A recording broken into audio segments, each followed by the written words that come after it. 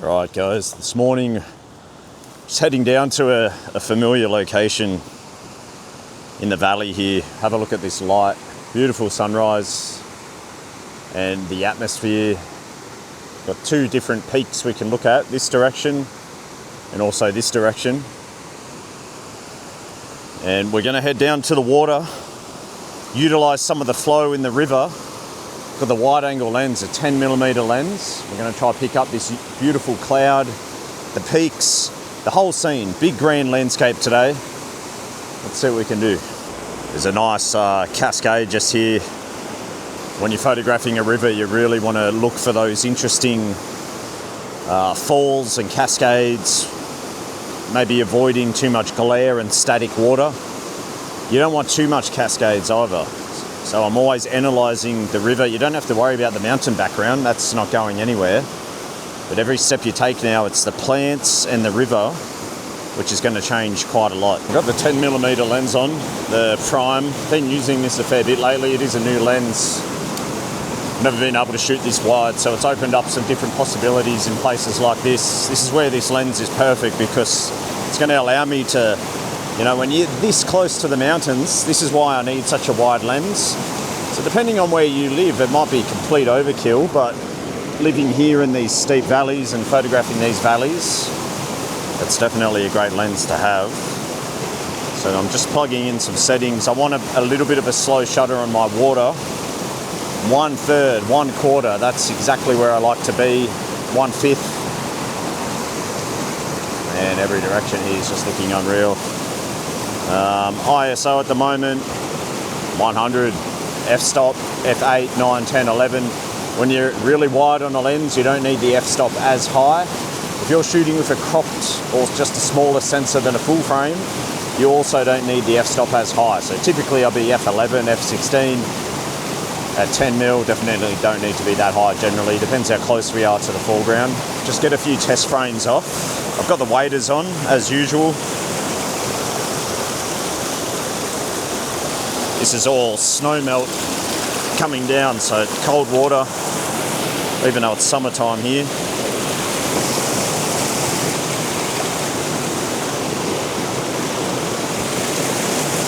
Fire off a few tests.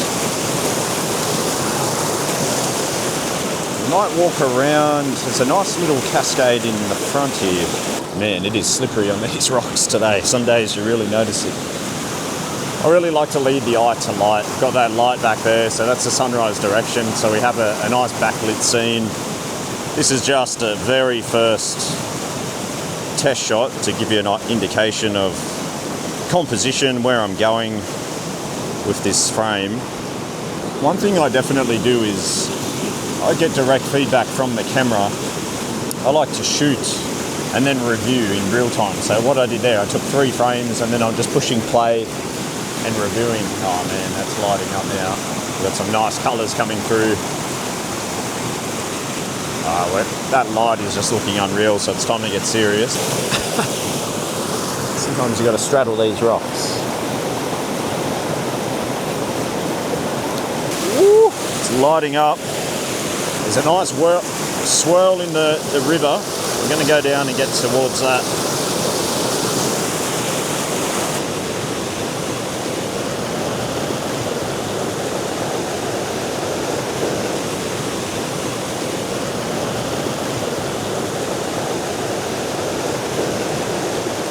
I'm going to switch things up now and face up here towards this peak.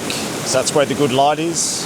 The colour at the moment and atmosphere, and we've completely lost the atmosphere on the mountain we started with. So you've got to let the conditions dictate which way you face. Little potholes between these rocks keep you humble.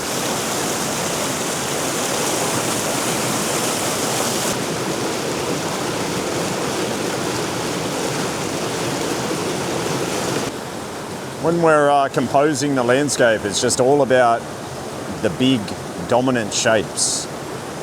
This morning it was using these peaks. That's the main subject, that mountain range. Or when we look back this direction, that was our main subject. Then it was utilising rocks in the river to create a sense of depth and balance, and then of course the river itself with the cascades rolling through, that soft texture, and then complementary subjects are the trees that we're getting in the distance. But it all starts with the aligning of those big obvious shapes. Got to get the balance right with that, otherwise the composition just won't work. Okay, I thought we'd have a quick look at these raw files. We'll talk about composition and the processing. You know, one key thing to consider and what can frustrate a lot of people is when you're looking straight towards a sunrise or sunset, what you're seeing with the eye is generally going to be a lot better than what you're getting on the back of the camera. And what you're capturing on the back of the camera is generally a lot better than the raw file, which you'll see right here. This is without any processing applied. It's quite dramatic, and like I said, a lot different to the back of the camera, a lot different to what the eye saw. So it's really important to understand how to process these types of files. Now, I've done a very quick process on these, which we'll talk about in a minute. First of all, look, the settings, what I'm doing 99% of the time, I'm exposing for the highlights. And in this case, the predominant highlights are here where the sun was rising. We'll just reset this. So I'm exposing and watching my histogram when I'm shooting, making sure that I can clip the highlights a little, as you can see in my histogram here. And then all these dark tones, that's fine. I let those clip because with my camera, these modern cameras, we're all shooting with anything generally with 13 or more stops of dynamic range. You should be able to lift those darker details and reveal all that. So you see the histogram now, I've recovered a lot of those dark tones. Having those highlights clip is somewhat vital to maintaining a natural looking dynamic range. If we recover them all the way, it just doesn't quite look right. So it's quite nice to actually have some highlights. It's generally nice to have some shadows as well, have those darker tones within the frame. So just something to keep in mind if we want to try to avoid looking like a cartoon. You don't want to reveal all the details too much. So letting it clip, shooting for the highlights, and then we just recover those details in the post. Now, the processing I've done here has been very quick. Basically, if we just reset this one, it was a matter of generally I apply a landscape profile, bring up the exposure so everything's coming up evenly, do some highlight recovery, shadow recovery. This one's really warm. It's just got a lot of warmth throughout. So I'll jump into the color tab, cool things down. That's really getting it looking a lot more natural as far as the colors are concerned. Probably leave the tint somewhere around there. And then this is where I typically use a brush and start to build out my local adjustments. So anything further away, I want to see those darker details. And that helps just push it off where there's more atmosphere in the background. Foreground, typically I'm having darker tones, bigger tonal range, so more contrast in the front, which is naturally happening in this scene anyway. And then for our sky, where all that wonderful color is, I want to recover that. So with my brush now, I start to recover that, leaving the horizon bright because that's where the sun's rising. So that's why I'm not doing a sky selection here. I'm just darkening down that top area. And then typically what I do is to start to build out the color that we've captured, jump into the grading and warm up those highlights. I might even cool the midtones a little so we're getting some nice color contrast of cool and warm throughout the frame. And you can see how quickly we can go from that to that. Now this is a big water droplet here. I'd have to think about that later, how we get rid of that. I'm not going to bore you guys with those details. Now one thing I typically will do when I have a series of images which are similar, I will do an edit on one and then I'll hit select all, sync settings. Generally, I'm syncing everything, so I just check all, push OK, and bang, it applies that edit across all of them. This is in Adobe Camera Raw. If you're using Lightroom, it's basically the same type of thing. So don't be discouraged in the field if the back of the camera is not looking how the eye's seeing things. And again, when you get back here, what I like to say is we're collecting data in the field, and then we're just revealing it here in post. Now, what I've just quickly done to these is probably 90% of the work. What I need to do now is save it and let it marinate and come back with fresh eyes. And with the fresh eyes, I'll see things like maybe it's too warm, maybe it's too cool, maybe I want more light, and I use whites to introduce a bit more light. Maybe I want more light in these areas like this. So we'll turn that on and off. See how it just lifts some of those tones there? So it's just making these smaller incremental changes. particularly when it comes to creating the depth with the tonality. Like I said, heavier contrast in the front, progressively getting lighter as we travel off into the distance. And that's why I can do a rough edit in 5 minutes, but then I like to just come back multiple times and revisit the file in order to get the most realistic and effective result. But hopefully that gives you an idea anyway of what we're capturing out there, how the raw file looks, and then how we start to build it out. Now let's talk about composition. I've got a few varieties here with the comps. It was all about balancing shapes, as I said. So facing this particular direction, the main shape, the main focal point is here. I've put it left of center. Now the rock in the foreground is right of center. So I'm trying to create a balance, yin and yang, balancing the eye either side. I don't want the big shapes on the same side of the frame because there'll be an imbalance. So I just like to think of a seesaw almost. And in this particular case, we've got a great diminishing perspective, a linear perspective, converging lines getting smaller, and think of the seesaw. Now we've got a big shape this side, big shape that side to counterbalance and hopefully just effectively lead the eye. Lots of diminishing perspective happening because we've got plants running down the riverbank getting smaller. Same on this side, tapering down, and then the river as well. So there's even this stone, wide to narrow. Lots here to hopefully showcase depth, and that's why the wide angle is really effective and why I use it a lot in these types of frames. This composition is similar, except I've really tried to accentuate more this flow that we've got down here. I just really like that movement. We've got the rock converging in again. We've got the river edge there converging down. Hopefully everything leading us to the light, to the main subject. And then the last little adjustment was getting rid of this foreground rock, moving into the creek here. And now instead of having the rock there, I'm just kind of working with the wonderful light. And then we've got that same type of theory going on. But the main draw card for going to this particular section was this little whirlpool that I noticed in the river, which is I probably had to get right in there with the wide angle, but this little whipping action through there. So I like to often, if I can, make an opening for the eye to travel through. So whenever I have rocks in my frame, or whatever it may be, I like to just try and make sure the eye has a clear pathway to make it through. Now looking at this one, I think that's a little bright. So I'm just going to dial that back to about there. Again, definitely not finished. You can see all of these are quite different with the processing, but you get the idea. Hopefully that makes sense.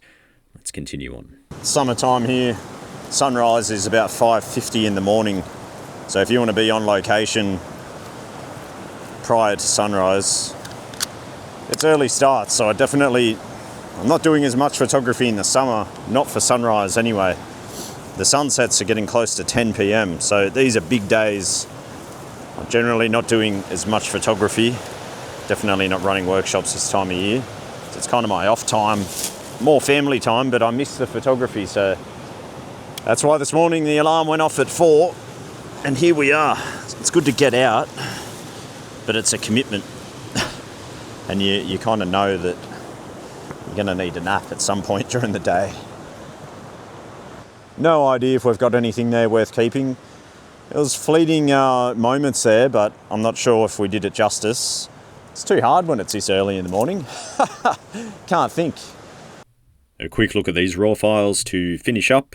Here's our balancing act again, compositionally. The challenge with facing this direction, and this is more or less where I want to lead the eye, the challenge is that I have to get this right-hand ridge line in. It's just really hard to avoid that. And what I've done is purposely include this foreground rock to balance things out. So now, like I mentioned earlier, I've got a predominant shape in the lower left balanced by something on the top right.